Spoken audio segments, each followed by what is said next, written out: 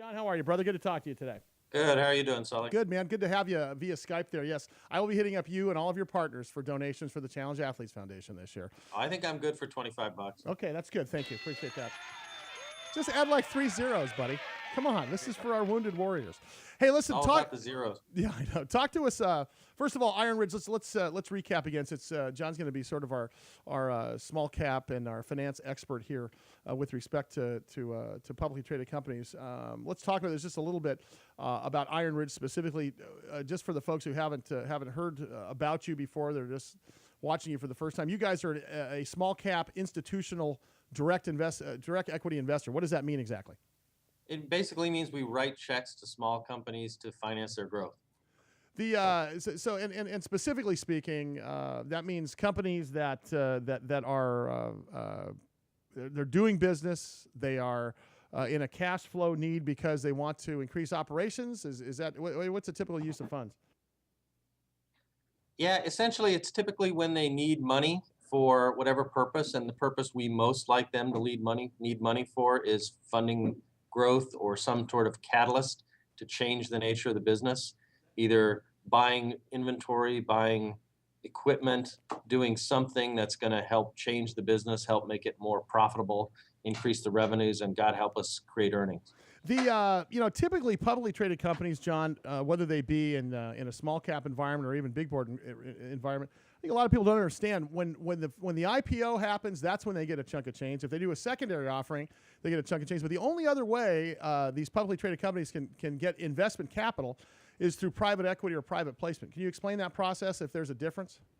Well, if you're buying a share of stock on Scottrade, the money goes to the owner of that stock is. The company doesn't see any part of it. So it's the basically company only gets money if it sells its stock directly. It's an auction, in other words. So if I buy a share of Apple, I'm buying it from a person who's selling a share of Apple. Conversely, go ahead. It's an ongoing auction. It's the companies care about their stock price because that's what the value of their company is, but they don't realize that value unless they do a transaction where they're using their stock as currency. So unless they're selling a share of that stock, it makes no difference what the stock is worth to the company. It matters every day to the shareholders who already own those shares, but the company doesn't realize that unless they're selling it. No, so the difference between that type of finance, well, and that's not a financing at all. So you guys come in. Let's say the company is, trading healthy, company's doing good business, but company, let's say signed a new contract and needs more working capital. Is that a typical use of funds for something like that? Yeah, absolutely. They just bought something. They bought a company. They bought some equipment. They bought more inventory. They just got put into 1,000 more stores. Whatever it is they're doing, growth requires money. There's nothing more expensive than growing. Is there a kind of metric that you use when you're looking to? Because I know a lot of companies come to you. Is there a metric that you use with respect to deciding a yay or a nay on a company, or is it all strictly on the way the stock trades, or is it strictly on the basis of management, or is it a blend of things? Well, the very first thing we do is have a call with management to talk about the company. And on the one hand, we're listening to them explain the story and what the numbers are, but we've already gotten all the numbers from their public filings with the SEC, and we've already gotten the story from their website. So what we're really listening for is how they explain it.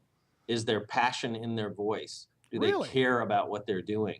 Is it clear that they know what they're doing? So wait a minute. So John, wait a minute though. But I get the impression, and I know you for a while now, that you're not a guy that's going to be sold on anything. I mean, is it really a visceral reaction when just the way they explain it? I mean, you can tell. I mean, along with all the other metrics, it's about the passion in which they are, for lack of a better word, pitching you guys.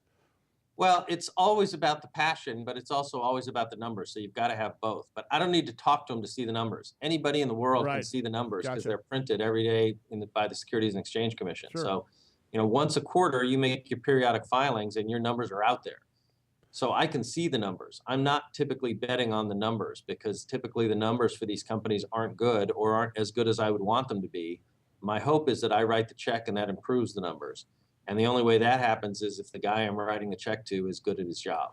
Of course, the name. I want you to visit the website because I think it's important. Ironridge Global, ironridgeglobal.com. John Kirkland, of course, and his bio and such, and link to his information on bigbizshow.com. the new website. But John, next week I want to talk about privately held companies that have just recently gone public, because I think there's an opportunity for some of us to take a look at some of those companies. I'm not talking about enormous investment opportunity for us, but I think it's important to take a look at. So there you go, John. Thank you so much, John Kirkland, with us. He'll be back with us every week on Big Biz Show, and you can go to his website, ironridgeglobal.com.